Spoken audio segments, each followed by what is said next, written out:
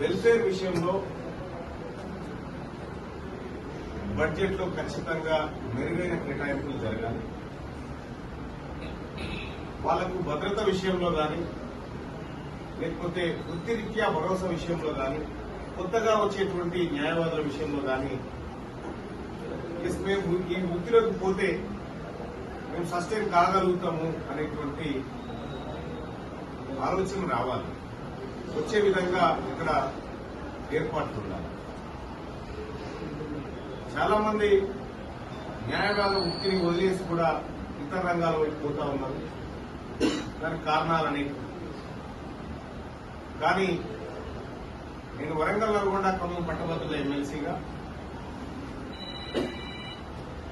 మిత్రులందరికీ